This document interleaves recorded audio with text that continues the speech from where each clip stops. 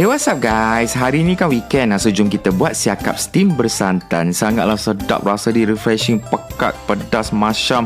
Boleh makan satu family. Okay, korang ambil siakap, letakkan 2 batang serai kat dalam, hirisan halia and daun limau purut sikit. Lepas tu korang kelas sikit ikan tu and kita akan steam. Untuk saiz siakap yang Kek pakai ni boleh steam dalam 15 minit lah. So ikan akan keluar cantik fresh macam ni. Air steam ikan dalam pinggan tu jangan buang tau.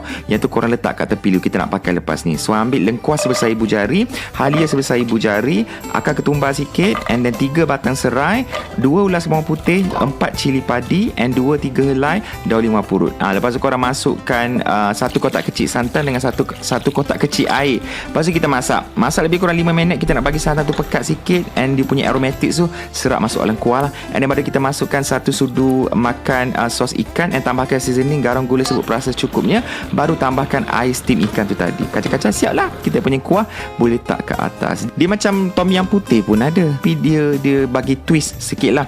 Tapi cuma dia punya halia semua banyak sangat, keluarkan sikit. Aku nak plating ni. And the key ingredient kat sini, korang kena letak sos cili Thai ni. Yang ni wajib letak kat atas.